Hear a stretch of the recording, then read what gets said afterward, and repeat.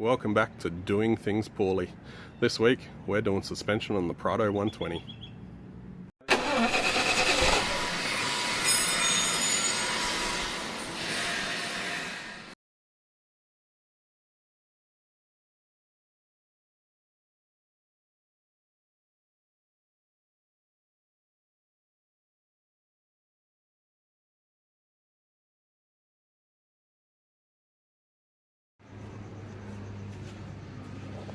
Alright, we've got these spring compressors.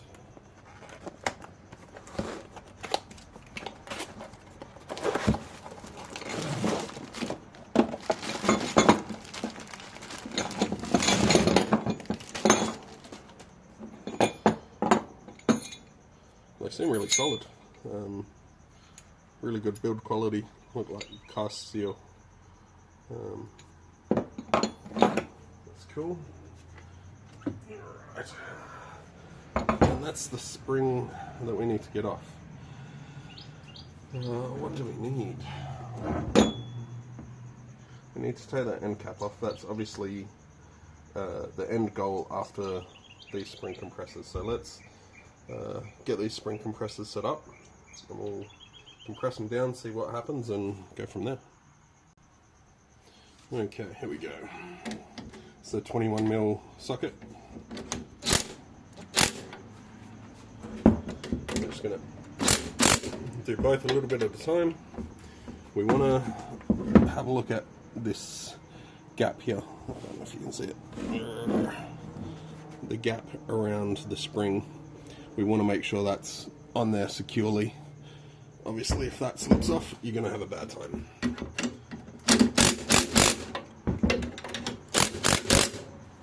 And you don't want to be standing at the end here or at the other end, because if it does slip off and something breaks or whatever, it's going to go shooting into you or whatever's in that line. Right now I've got it pointing at the car, or at a car, and the quad bike, so I'm going to readjust this into a safer spot. Okay, safer spot.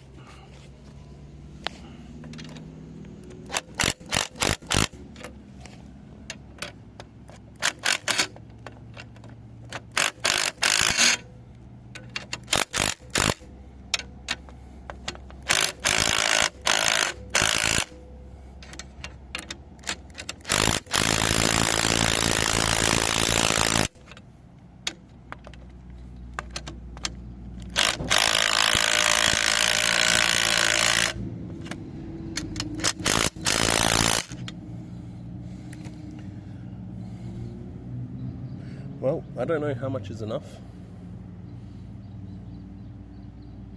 They do seem to be shrinked here compared to up there, so I guess it's doing its job. Let's get that end off.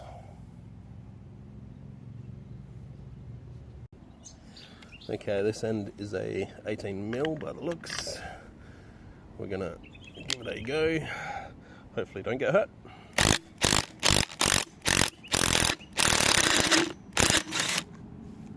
Okay, the nut is off. And cap. And I think that's all we need for now. We just needed that nut off. We should now be able to loosen up the spring compressors.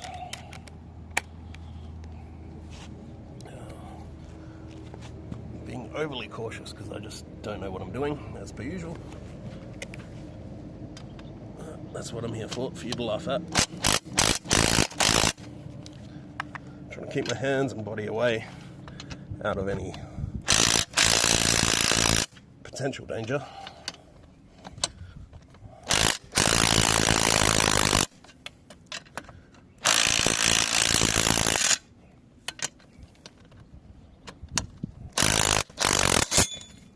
Cool.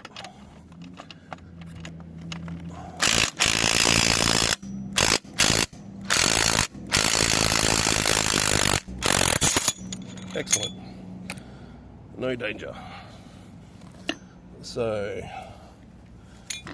we should now be able to fairly safely get this stuff off. And we'll have a look at these these shocks on this one as well. I'm told they're pretty rubbish, so that's why I got the new ones. But we'll take this back to the bench and go from there. Okay, and as usual, camera goes off and I lift up the spring and it pretty much falls apart. So that's the end cap. We're going to need to use that again, I believe. And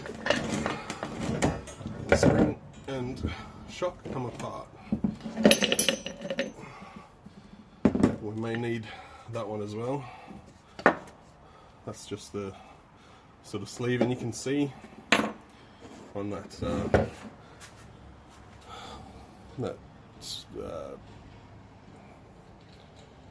what's it called? Shock absorber. How dirty that is, how much oil was leaking out. We can probably see the difference in compression.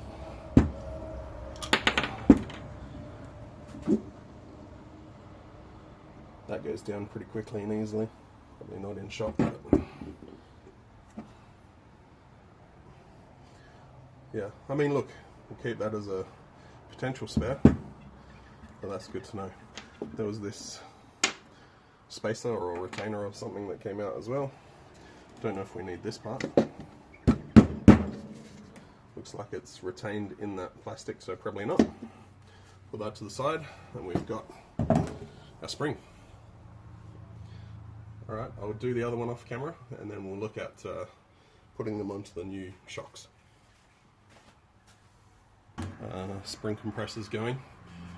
Not as scary as I thought. Took reasonable precaution. Pretty quick and easy job.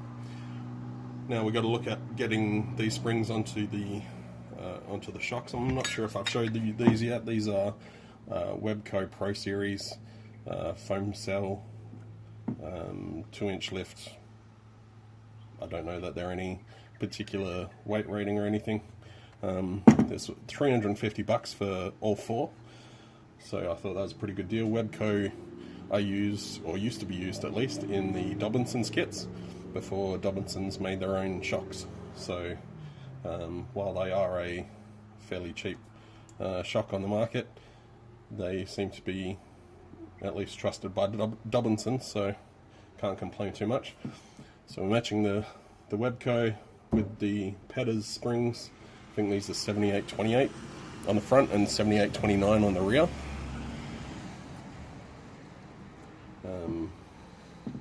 So I think didn't really come with didn't come with any instructions. I think we need to get this knob off. We'll put the caps on. I think this is a replacement for these end nuts, so we still need the rest of this guy. Easy tiger. Sit on the end after we've put the spring on, obviously. So they'll sit in there. There's that washer as well, so that washer goes on, then the cap, and then that nut. So I think we'll put the washer on, we'll put the spring on, and then the cap, and then look at compressing it to see what we need to do to get the nut on the end. So one quick thing, I've extended it to full extension. Not sure what they put the zip tie on for. It's probably to keep this from riding up, but as I'm putting it on, I don't see a need to have it there. So maybe it was just like a transport thing. If I need to, I can always put another one on. Not a big deal. Alright.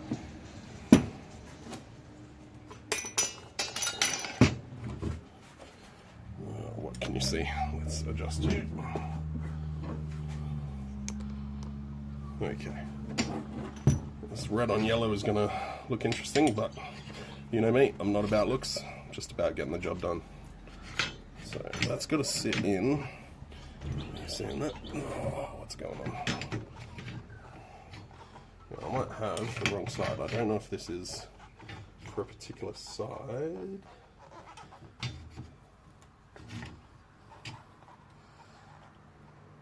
I wonder if this is even going to work. This doesn't seem to be sitting in the end very well.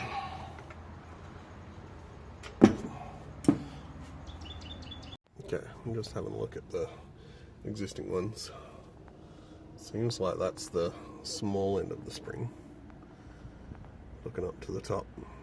So I think we can put those springs on upside down. That's a flat collar as well. You can see these are the original springs there, original shocks. And they're pretty gross, leaking oil everywhere. Yeah, we'll give it a go. If it doesn't work, we can always try again, put different springs on. But yeah, we'll have a look at putting this spring on upside down. Alright, here's what I'm looking at. This is the old shock. The bottom collar is attached, fully attached, welded on and everything. This one on the new shock isn't, and it's got the ridged thing. Now, on these ones, the spring was facing with that rounded edge. See, that's a flat edge. It was facing like that. So that angle sit in there, and that works for this one.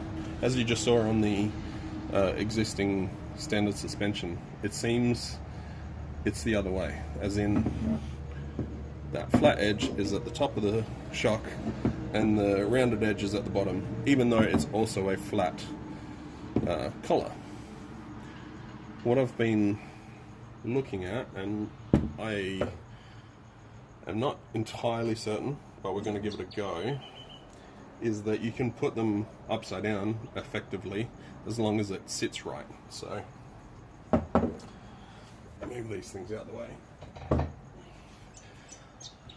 So I've got the rounded edge, this edge down here, sitting nicely in that collar, and then over here I've got the flat edge sitting up against this ridged bit, right? So there's a little bit of a ridge there and you can see this is fairly flat, even though this was from the Petter's set. And it was the other way up, it still seems like it's going to be fine. It's a relatively flat collar, whatever you would call that. So I think from here we can proceed to put the spring compressors on, because that's at full extension. The nut isn't, or the bolt isn't coming out the edge. We need this guy on the end, and then that nut. That's a nylock nut as well, so that's not going to come off. It's not going to need any Loctite. I'm not sure of using Loctite with a nylon nut anyway. These seem to have no nylon, but there was some sort of thread sealant. You can see that white sort of looking stuff. I'm going to go with just the nylon nut. I'll torque it to spec. I'll put the torque specs up on screen. We need to do that under load, I believe. I'll check the book and confirm with that. It'll be up on the screen for you, so you'll know. And we'll, yeah, like before, like taking it off, we'll compress these springs, put that metal collar on, and then the nut, and come back to you in a sec.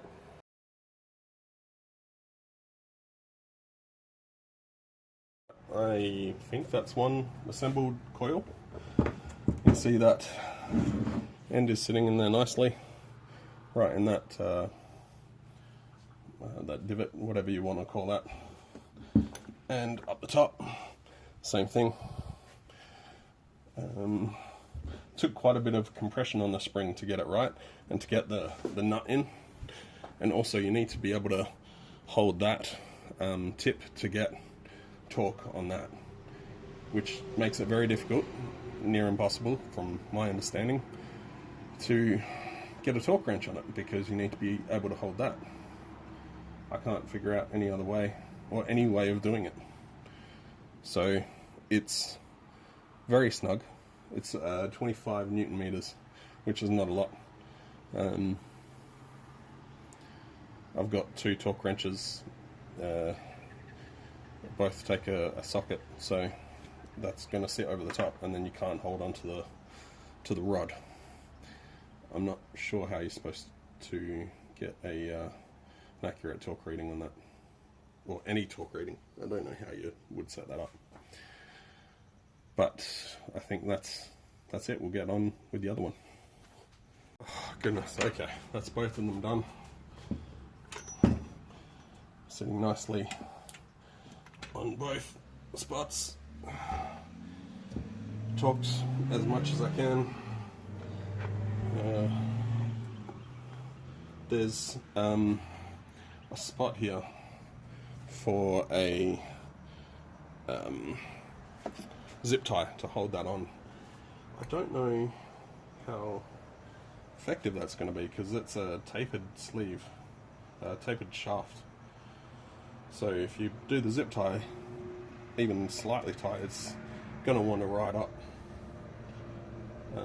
Maybe that's something to do once it's on the car. Not really sure. But at least these are set up now. That's one of the more difficult jobs. Obviously getting them installed in the car is going to be a difficult job as well. But at least this part is done.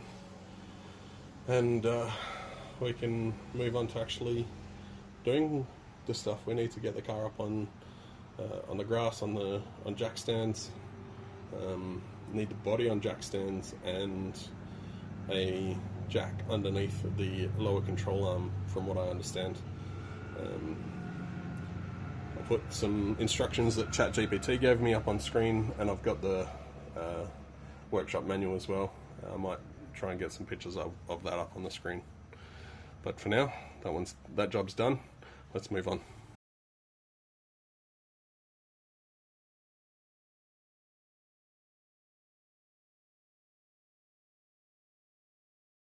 Alright, the car is all jacked up. We have a jack stand under the chassis. The the actual floor jack, I guess it's called, is under the center diff. And let's look inside. You can see that shock is absolutely cooked. And that's what we're dealing with. There's a nut just at the back there. That's going to be fun to get to.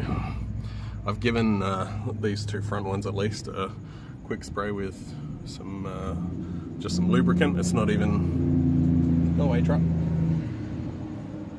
It's not even penetrating spray, just some lubricant, and that bolt there that we're going to need to undo. That's the bottom shock bolt. I think I've got the book. I need to refer to it again, but I think we're going to need to undo some more stuff and get another jack under this lower control arm, and then we can get going. I'm going to set you up and see what I need to pull apart. Okay, first job it says is to remove that bolt there. I think that's a 19. No, that's an 18, that's way bigger than that. What are we looking for?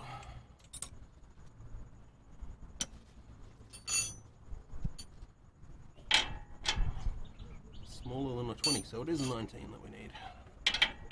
Beautiful. We'll get a 19 on the other end as well. Oh, that's going to be fun.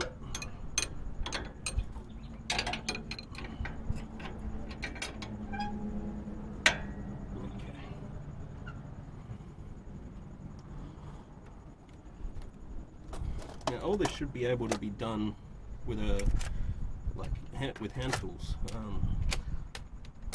I have a rattle gun, so I'm going to use that.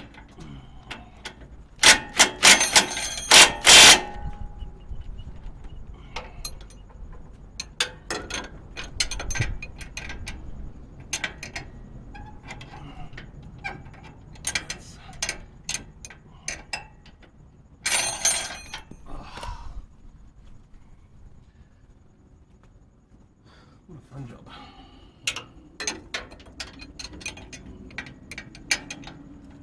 Okay.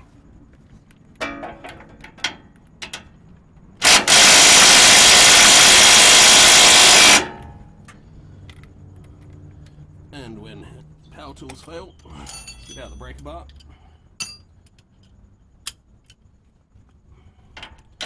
We're just looking to crack this loose, really. Is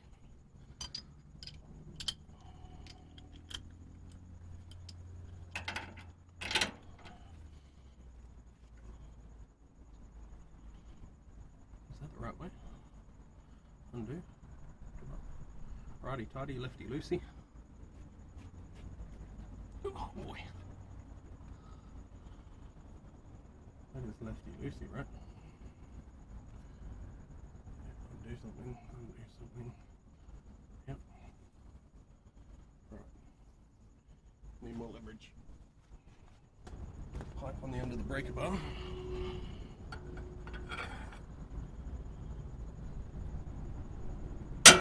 Whoa. Far out.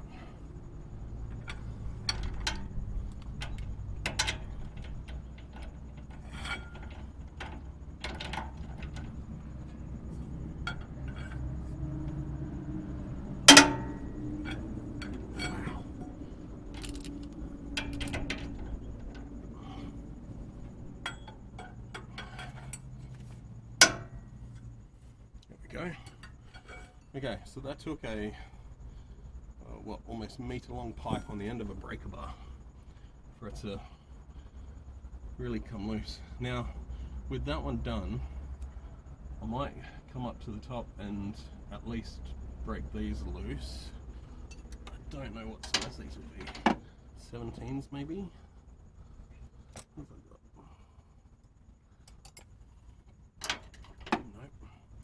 Probably a 15, and I don't have a 15 spinner with me.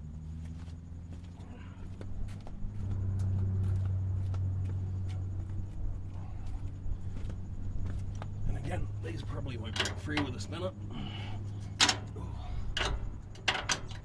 round off. Is that not even the right size? Do I need a 14? Of course I do. Yep, 14. Let's try it.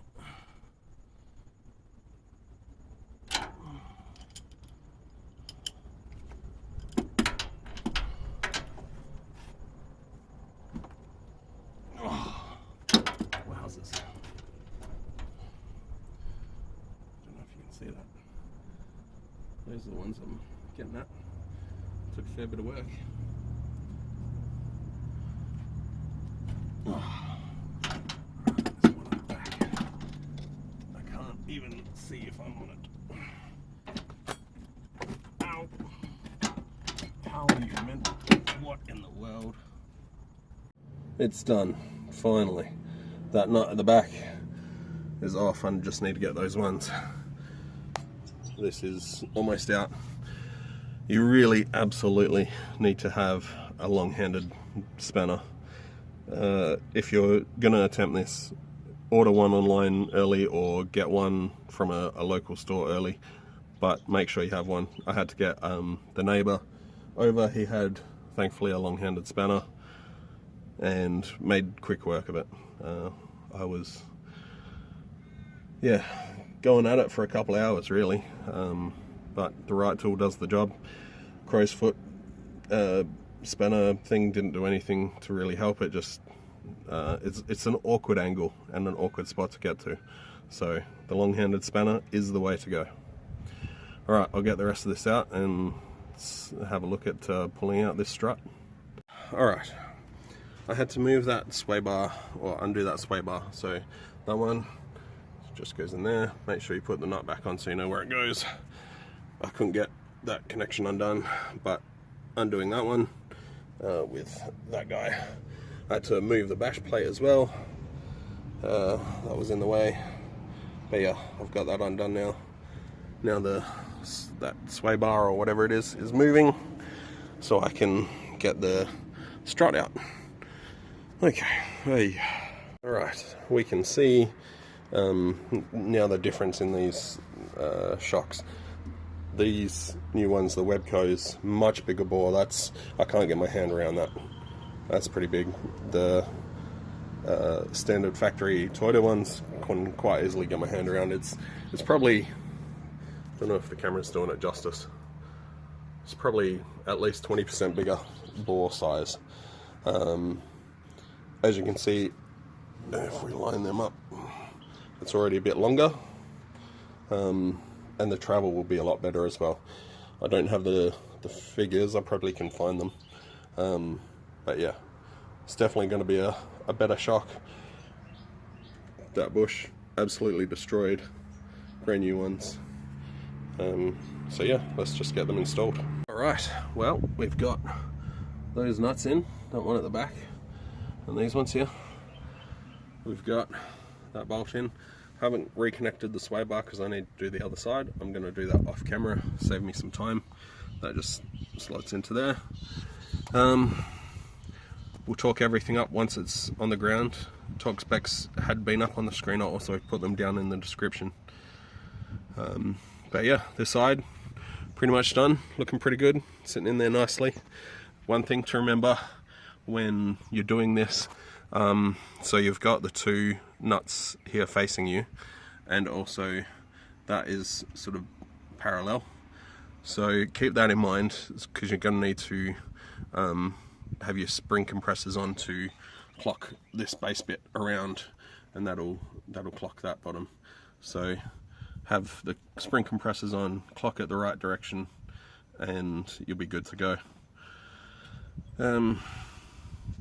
So far, one side would have taken me probably 6 to 8 hours. Now, that's me obviously not knowing what I'm doing a bit of filming as well. The filming really hasn't taken that long, but it's just been getting all the tools together in the right place, getting everything undone in the right order. So for me, if I were to do it again, that bottom bash plate would come off, sway bar off, upper control arm off, and then you're going to have a much easier time.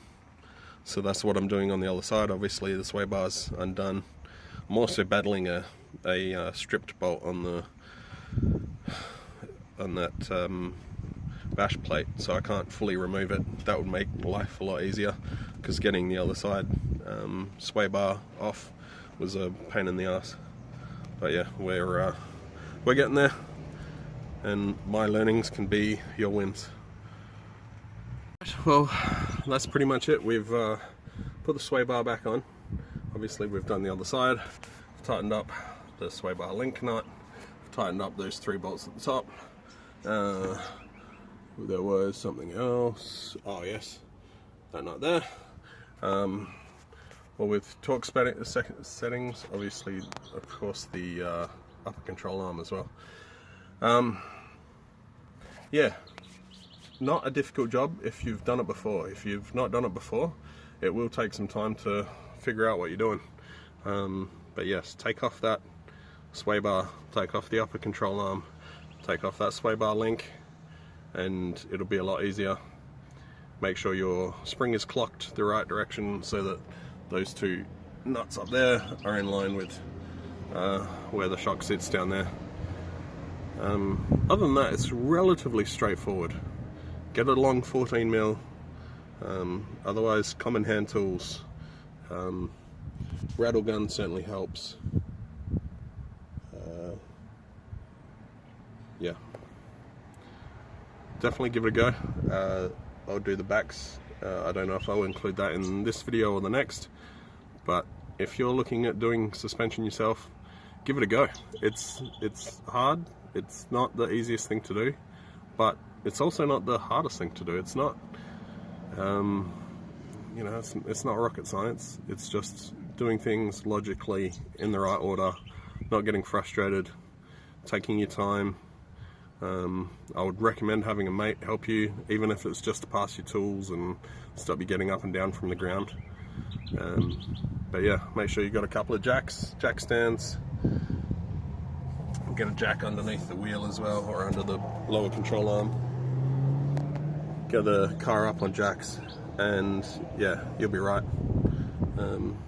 Just going to put this wheel on. That surface rust is just because it rained last night. That's going to disappear as soon as I touch the brakes. It's not a problem. Yeah, I'll chuck this wheel on and we'll start looking at the back. Right, Well, we've got the front done, got the back all set up now. We've got it on jack stands, tyres under there, jack stands on both sides. Got the hydraulic jack under the diff pumpkin. That's just to take the weight of the diff while we undo some of these bolts. We're going to start, we got to undo the sway bar links and then the sway bar connections down there next to the springs there. That's got to be out of the way. I think that's to help get the springs out. Then we're going to need to unbolt that very difficult 17mm up there at the top of the shock there, and there's another one all the way down there. I'm not sure if we're going to have to disconnect the panhard yet. Probably. And there's also let's get you in there. Brake lines in the middle of the screen there. The book says to disconnect them, probably up there. The difficulty in doing that is I've got nothing to plug it with, and they're very difficult to get to. So I'm going to see how we go. Be very careful not to stretch them and that sort of thing. It is probably a good idea anyway to get some longer brake lines for those two that rise up there. One's behind where I don't know if you can see it. Those two there. So that might be on the list of shopping for today. All these brake hard lines, there's a brake that this is the ABS line here, and this is the brake hard line. They should be okay because as they connect in there, like they're all solid against the axle until they get to that point. So once they get to that point, they go up with those two brake lines up to the top, and that's where you can get the stretching. So we'll keep an eye on those. We'll go slowly, but yeah, we'll start with the sway bar links, 12mm. We'll disconnect that. We'll do it around the other side as well. Also disconnect those guys down in there. We'll get that out of the way, and we'll be back in a sec.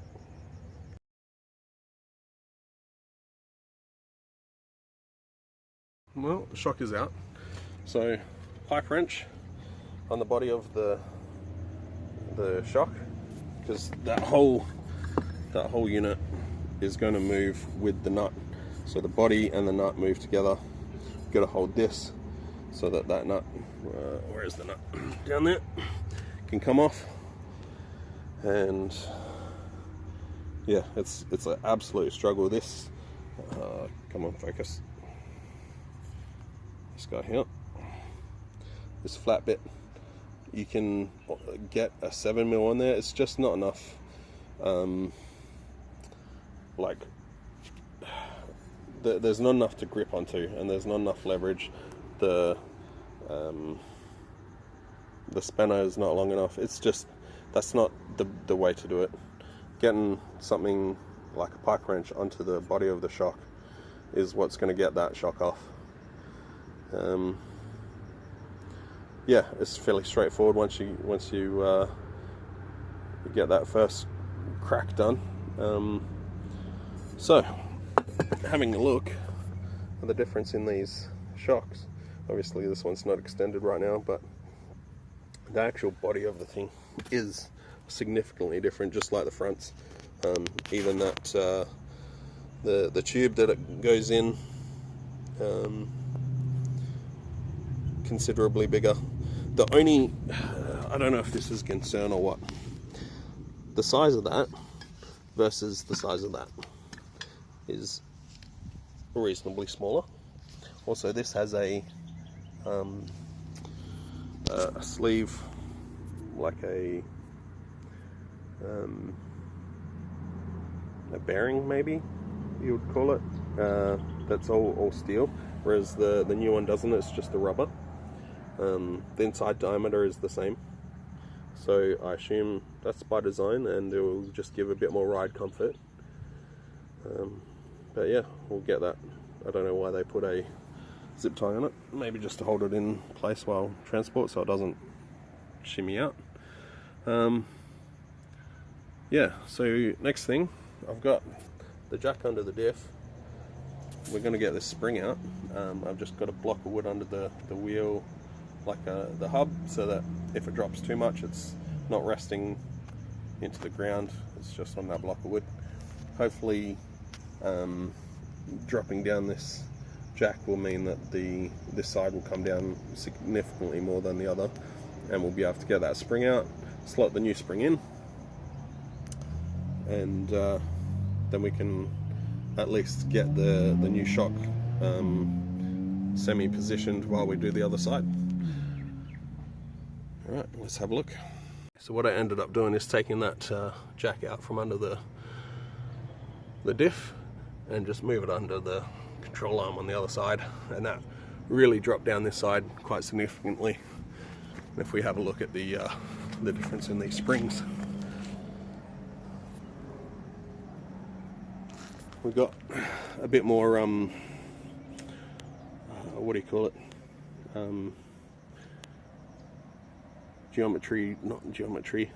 spring rate difference. It'll be better, it'll just be better.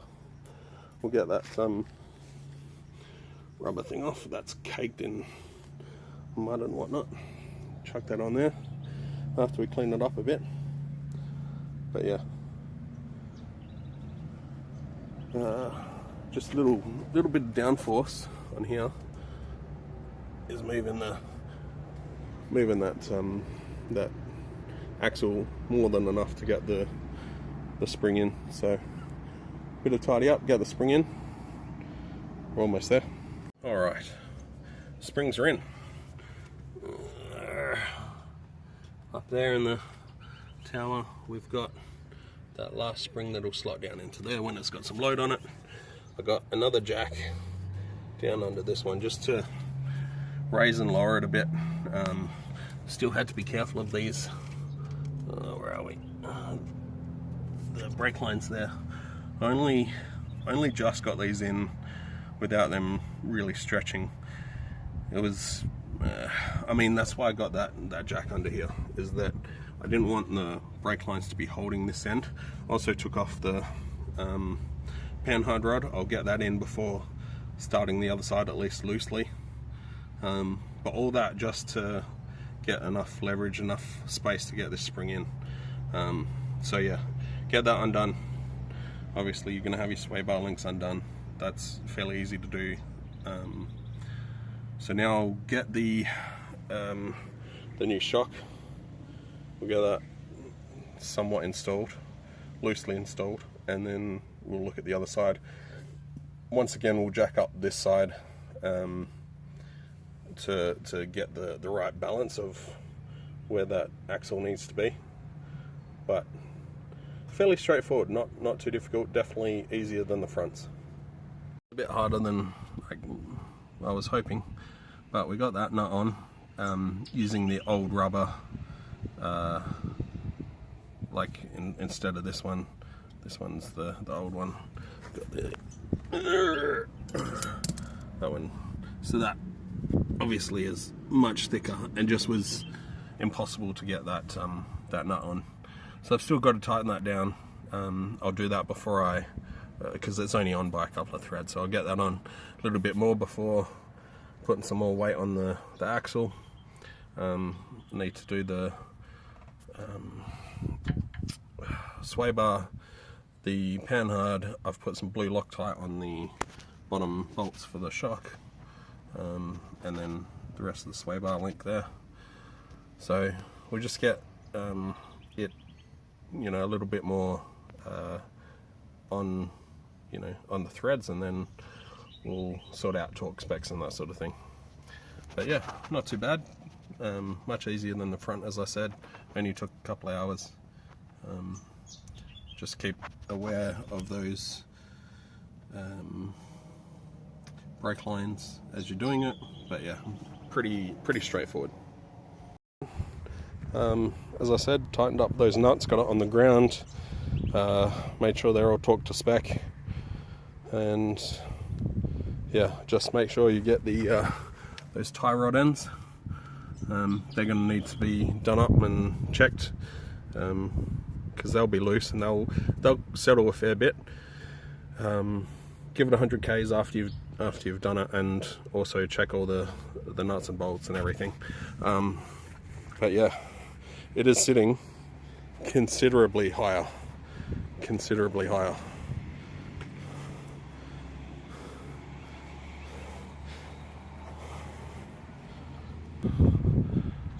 Yeah, just a lot better. I mean, we're on a bit of an angle on the road here, but so this front end is down a little, but yeah, certainly feel it on as you're getting into the car. Both the front and back seat significantly higher to get into, and yeah, I've taken it for a quick test drive. It feels really good. I'll put the before and after of some rougher roads and stuff up on the screen at the end, but yeah. And the last thing to mention, I guess, is the measurements. So, bottom of arch, top of arch, well, it's top of rim to arch, ground to arch, and diff. And there's your before and afters. You can see there's a bit of variation in the left to right side. So left is the first, the top number, as in the passenger side is the top number, and the driver side is the bottom number in each of these. So yeah, bit of variation before and pretty straight bang on afterwards. Good difference in diff clearance at the front as well, which is really nice to see, because you know, being a IFS vehicle at the front, it's yeah, sometimes your clearance is a bit hard to manage, but gaining what, 6 centimeters or so, that's huge. Yeah, really happy with that, really happy with how it turned out. We'll definitely see how it goes in terms of the longevity of the shocks and the springs, with the springs being second hand. But yeah, overall very happy. Definitely give it a go. Have a mate with you, definitely helps out. But thanks for sticking with us on this one. As I said, just after this I'll put up some before and after of the some rougher roads, and we'll see you on the next one. Cheers.